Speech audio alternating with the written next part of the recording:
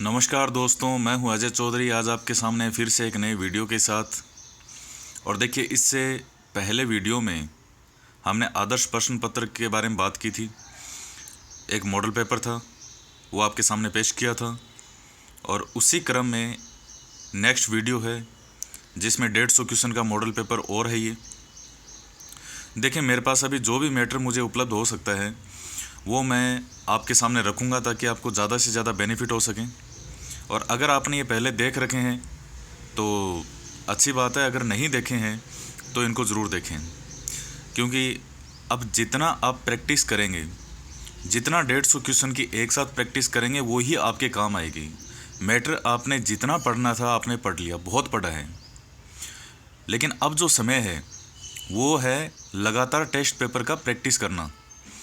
क्योंकि आपको एग्ज़ाम में डायरेक्ट मैटर लिखना नहीं है। आरएस मेंस की तरह की 20 वर्ड में, 50 वर्ड में या 200 वर्ड के अंदर आपको क्वेश्चन आंसर नहीं लिखने हैं। आपको 4 में से एक ऑप्शन राइट करना है। और जब तक आप 4 ऑप्शन को एक साथ देख करके उनको राइट करने का अभ्यास नहीं करेंगे तो थोड़ा मुश्किल रहेगा। तो ये चीज़ मैं आपको 20-25 दिन पहले से ही लगातार कहने लगा था कि आपको लगातार डेली के क्वेश्चन सोल्व करने हैं ऑब्जेक्टिव फॉर्मेट में, क्योंकि आपको एग्ज़ाम भी यही देना है, इसी प्रकार का। आइए बात करते हैं हम। ये दूसरा मॉडल पेपर है। पहला क्वेश्चन है, सिंधु सभ्यता की प्रसिद्ध कांस्य की नर्तकी की मूर्ति कहाँ से मिली। अच्छा, एक चीज़ मैं आपको बता दूं, ये भी 1 से 50 क्वेश्चन के 3 सेट आपके सामने पेश करूंगा मैं। और अगर आपको किसी क्वेश्चन में डाउट लगता है कि इसका आंसर ये नहीं ये होना चाहिए, तो आप बताइए, नीचे निश्चित रूप से लिखिएगा। और आपके जितने क्वेश्चन भी आपको आते भी हैं कि हमें इसमें से इतने आ रहे हैं 50 में से, तो वो भी आप ज़रूर लिखिए कि आपको इतने क्वेश्चन आ रहे हैं। सिंधु सभ्यता की प्रसिद्ध कांस्य की नर्तकी की मूर्ति कहाँ से मिली है, ये सभी जानते हैं, मोहनजोदड़ो। हम पहले भी इसके बारे में पढ़ चुके हैं। एशिया माइनर से प्राप्त एक बोगोज कोई अभिलेख में किन आर्य देवताओं का आह्वान किया गया है। तो इसमें इंद्र, नात्स्य, मित्र और वरुण, ये आंसर इसका राइट होगा। देखिए, अग्नि वग्निकार, इनका वर्णन यहाँ मन नहीं मिलता है। ये एक बहुत अच्छा क्वेश्चन है। ये मैं आपको बता देता हूँ कि एशिया माइनर क्या है और ये बोगोजगोई क्या है। ये देखिएगा, ये जो तुर्की है, वर्तमान का तुर्की, इस तुर्की साम्राज्य को एशिया माइनर कहा जाता था। उस समय ये जो भाग है, इधर ब्लैक सी है, काला सागर, और ये भूमध्य सागर है इधर। तो ये जो तुर्की है, इस तुर्की को एशिया माइनर कहा जाता था।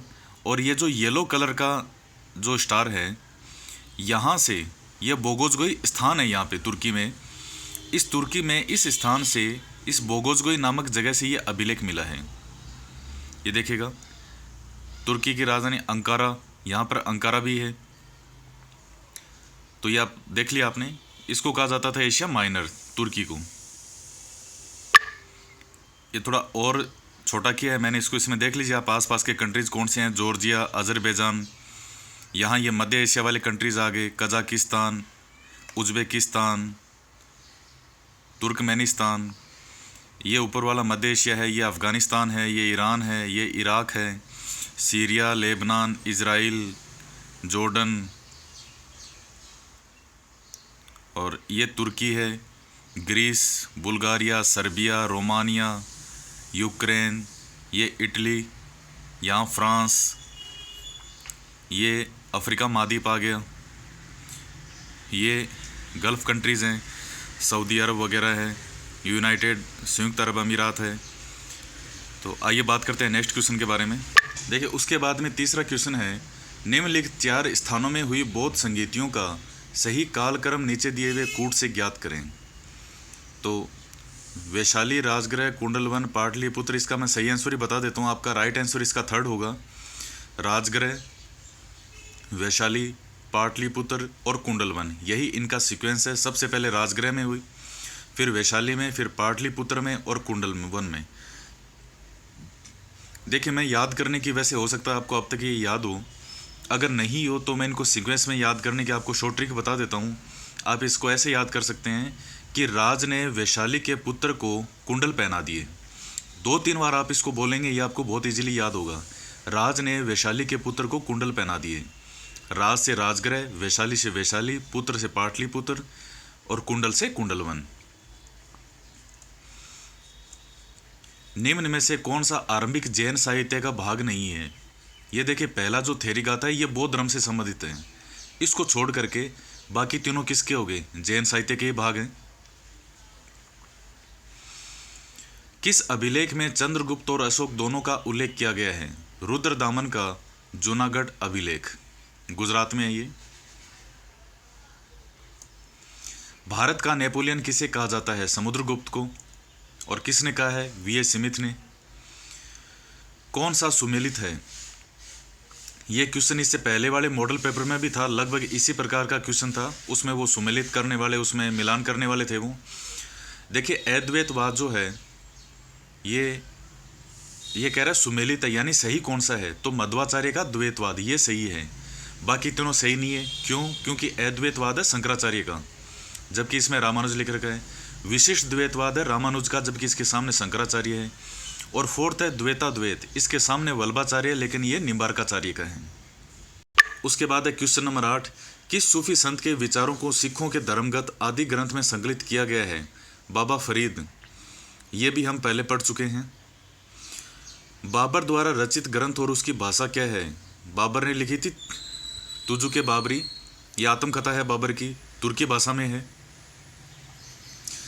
किस मुगल कालीन इमारत में सर्वप्रथम पित्रा-दुर्रा का प्रयोग हुआ है? तो पित्रा-दुर्रा का जो प्रयोग है ये सबसे पहले एतमादुद्दौला के मकबरे में हुआ है। नूरजहां के पिताजी थे, उन्होंने अपने पिता की याद में इसको बनवाया था। देखिए, ये भी हम पहले पढ़ चुके हैं। और ये जो पित्रा-दुर्रा क्या है ये भी मैं आपको बता चुका हूँ। दीवार पे जो फूल पत्तियाँ हैं उसके ऊपर जो पेंटिंग वगैरह है, ये पहले के जो वीडियोज़ हैं उसमें आया है। ये पित्रा-दुर्रा में हिस्ट्री के जो इंपॉर्टेंट क्वेश्चन मैंने आपको बताए थे अभी, उसके अंतर्गत ये आई थी। और जो पहला ऑप्शन ताजमहल है, इसके अंदर भी इसका प्रयोग हुआ है। लेकिन चूंकि ये पूछ रहा है कि सबसे पहले सर्वप्रथम प्रयोग कहाँ हुआ है, तो सर्वप्रथम प्रयोग हुआ है एतमादुद्दौला के मकबरे में। ताजमहल के मकबरे में भी हुआ है, लेकिन बाद में। शिवाजी के अष्टप्रधान का जो सदस्य विदेशी मामलों की देखरेख करता था उसको क्या कहा जाता था? सुमंत। तथाकथित प्रथम राष्ट्रवादी राष्ट्रीय स्वतंत्रता संग्राम न राष्ट्रीय और न ही स्वतंत्रता संग्राम था, किसने कहा है? आर.सी. मजूमदार। क्वेश्चन नंबर 13 है, भारतीय राष्ट्रीय कांग्रेस का पहला मुस्लिम अध्यक्ष कौन था? तो पहला मुस्लिम अध्यक्ष था वो था बदरुद्दीन तैयब जी। ये भारतीय राष्ट्रीय कांग्रेस के प्रथम मुस्लिम अध्यक्ष बदरुद्दीन तैयब जी थे और ये मद्रास अधिवेशन में इसके अध्यक्ष बने। देखिए, शुरू के जो 4-5 अधिवेशन हैं वो तो आपको याद होने चाहिए। जैसे शुरू के जो 4 हैं वो तो होने चाहिए ध्यान में। जैसे 1885 में पहला हुआ था 28 दिसंबर को बम्बई में, उसके बाद कलकत्ता, और फिर उसके बाद में मद्रास में। ये जो 1887 में हुआ है ये तीसरा अधिवेशन था। और फिर इलाहाबाद में। तो शुरू के 4 के नाम आपको याद होने चाहिए। फिर है महात्मा गांधी के राजनीतिक जीवन की निम्नलिखित घटनाओं का कालक्रम क्या है? चंपारण, अहमदाबाद मील हड़ताल, खेड़ा और असहयोग। तो देखिए, ये सीक्वेंस सही है, ABCD, यही इसका राइट आंसर होगा।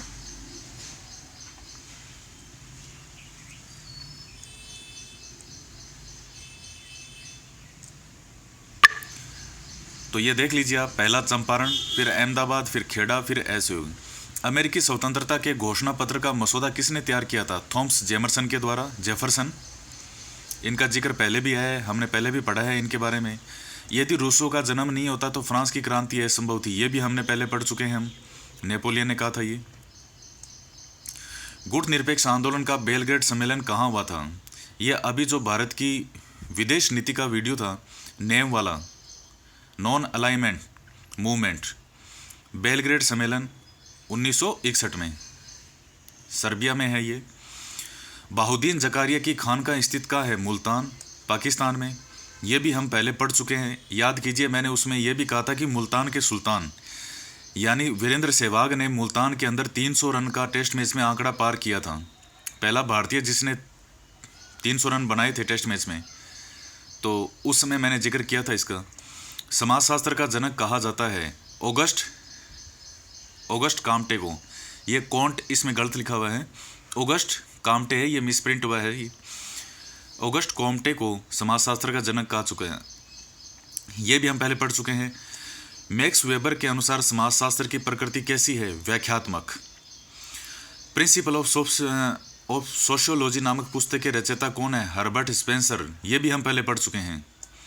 सार्गेसो सागर कहाँ है? उत्तरी अटलांटिक महासागर में। समाज नामक पुस्तक के लेखक कौन है? सोसाइटी के मैकाइवर और पेज, इसके बारे में भी हम पहले पढ़ चुके हैं। देखिए, हमने अब तक, मुझे लगता है कि शायद ये क्वेश्चन आपके लिए बहुत आसान है, और यकीन मानिए इसी प्रकार के क्वेश्चन आएंगे, क्योंकि अब तक आपने बहुत स्टडी की है और उसको अंजाम देने का सही समय अब आ चुका है। क्वेश्चन नंबर 24, निम्नलिखित में से कौन सी प्रदत्त परिस्थिति नहीं है? परिस्थिति, वर्ग, ये नहीं है।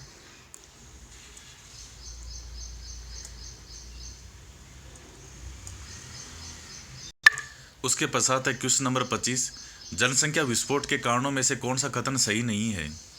तो जन्म मृत्यु दरों में बढ़ता अंतर, विवाह के समय कम आयु, अशिक्षा की ऊंची दर और लिंग अनुपात में बढ़ता अंतर। राइट आंसर इज ए, जन्म मृत्यु दरों में बढ़ता अंतर। समाजशास्त्रीय मानदंड के अनुसार निम्नलिखित में से कौन सा उदाहरण समूह की रचना बनाता है? मित्र मंडली। कास्ट शब्द की उत्पत्ति हुई है, ये एक पुर्तगाली शब्द है कास्टा, उससे, ये पहले पढ़ चुके हैं हम। History of caste in India, ये भी पढ़ चुके हैं। Right answer is A, Ketkar. कौन सी वर्ग की विशेषता नहीं है? प्रदत्त सदस्यता, ये ऊपर क्वेश्चन आया था अभी वर्ग वाला, वही रिपीट हो गया। प्रदत्त सदस्यता। कौन सा कारक जातिवाद के लिए उत्तरदायी नहीं है? अंतरजातीय विवाह है, ये नहीं है। कौन सा कथन है जो सांप्रदायिकता की विशेषता व्यक्त करता है? धार्मिक सहिष्णुता की भावना, धार्मिक सुधार का नारा, स्व धर्मोन्माद तथा जो अन्य धर्मों की निंदा करता है। थर्ड, 2005 में गठित सुरेश डी तेंदुलकर समिति का संबंधित है गरीबी रेखा से, ये सब पढ़ चुके हैं हम अब तक। भ्रष्टाचार का प्रमुख कारक क्या है? आर्थिक। एड्स रोग होता है वायरस से, HIV। वर्ण व्यवस्था का सर्वप्रथम वर्णन हुआ है ऋग्वेद के 10वें मंडल में, पुरुष सूक्त में। कौन से आश्रम में विवाह, संतानोत्पत्ति, पंच महायज्ञ बताए गए हैं? ये गृहस्थ आश्रम में है। गुरु गोविंद सिंह ने खालसा पंथ की स्थापना कब की थी? 1699 में। देखिए, 1699 में एक फैक्ट मेरे और ध्यान में, मैं आपको बता देता हूँ। जो राजस्थान का ज़िला है प्रतापगढ़, उस प्रतापगढ़ की जो स्थापना की गई है, वहाँ के शासक प्रताप सिंह के द्वारा 1699 में ही प्रतापगढ़ की स्थापना की गई। उसके बाद में हिंदू धर्म में पुरुषार्थ है 4 हैं, आप सभी जानते हैं। वे परिवार जिनमें व्यक्तियों का अपना स्वार्थ सर्वोपरि हो जाता है, उसे क्या कहा जाता है? आणविक परिवार। भारत में रेशम का सबसे अधिक उत्पादन करने वाला राज्य कौन सा है? कर्नाटक। राष्ट्रीय आय में विदेशों से प्राप्त लाभांश सम्मिलित होता है और ब्याज सम्मिलित होता है, ये दोनों होते हैं, ये पहले पढ़ चुके हैं हम। राष्ट्रीय आय होती है जो फैक्टर कॉस्ट है उस पे शुद्ध राष्ट्रीय उत्पाद, बी होगा इसका दूसरा। भारत की राष्ट्रीय आय के बारे में कौन सा कथन सही है? सेवाओं की अपेक्षा कृषि का प्रतिशत हिस्सा अधिक है, कृषि की अपेक्षा उद्योग का प्रतिशत हिस्सा अधिक है, उद्योग की अपेक्षा सेवाओं का प्रतिशत हिस्सा अधिक है, और संयुक्त रूप से कृषि और उद्योग की अपेक्षा सेवाओं का अधिक है। फोर्थ इसका राइट आंसर है। राष्ट्रीय आय के आकलन की तैयारी है, ये किसका दायित्व है? केंद्रीय सांख्यिकी संगठन। ये राष्ट्रीय आय वाला टॉपिक हम पहले पढ़ चुके हैं, तो ये सारे क्वेश्चन उसमें हैं। मांग का नियम दर्शाता है वस्तु का मूल्य और मांग में विपरीत संबंध। Right answer is B. पूर्ति का नियम किनके मध्य संबंध स्थापित करता है? मूल्य और पूर्ति की मात्रा। उपभोक्ता की आय व मांग के मध्य संबंध पाया जाता है धनात्मक व ऋणात्मक या दोनों, तो दोनों। क्वेश्चन नंबर 48 है, मुद्रा का तात्पर्य है वह वस्तु जो किसी भी प्रकार के भुगतान में सर्वग्राही मानी जाए, यही होगा इसका। मुद्रा का आकस्मिक कार्य है। मुद्रा साख का आधार, साधनों का सर्वोत्तम उपयोग और राष्ट्रीय आय के वितरण का आधार, ये सभी इसमें सही है। भारतीय रिजर्व बैंक का राष्ट्रीयकरण किया गया 1 जनवरी 1949 को। राइट आंसर इज बी, सी। जो तीसरा है, 1 जनवरी 1949 को भारतीय रिजर्व बैंक का राष्ट्रीयकरण किया गया। तो देखिए 50 तक महत्वपूर्ण क्वेश्चन थे, और इसी मॉडल पेपर के बाकी के क्वेश्चन और हैं, उनका भी रिवीजन हम करेंगे नेक्स्ट वीडियो में। और जहाँ तक मुझे लगता है इन वीडियो से आपको बहुत बेनिफिट होगा। देखिए 150 क्वेश्चन के अगर 4-5 पेपर भी आपने एक साथ अगर अच्छे से किए हैं तो आपका माइंड इतना सेट हो जाएगा इस एग्ज़ाम के अकॉर्डिंग कि वहाँ आपको ये क्वेश्चन सोल्व करने में बिल्कुल भी समस्या नहीं आएगी। और ले दे के देखिएगा बाकी के जो भी मॉडल पेपर मैं आपके सामने लाऊंगा उनके अंदर भी इन्हीं क्वेश्चन के आसपास के क्वेश्चन बने हुए हैं, क्योंकि ले दे के जो भी विषय हैं उनमें मुख्य बातें जो है वो सेम रहती है। तो हर बार क्वेश्चन जो है उन्हीं में से आसपास घूम के आपके सामने आ जाता है। तो मिलते हैं हम नेक्स्ट वीडियो में, और इसमें से आपको कितने क्वेश्चन आते थे ये भी आप लिखिएगा नीचे। हालांकि आंसर मैं साथ में बोल रहा हूँ, लेकिन फिर भी आपको एक आइडिया तो हो ही जाएगा कि इतने क्वेश्चन हमें आ रहे हैं। तो मिलते हैं नेक्स्ट वीडियो में। धन्यवाद। जय हिंद, जय भारत।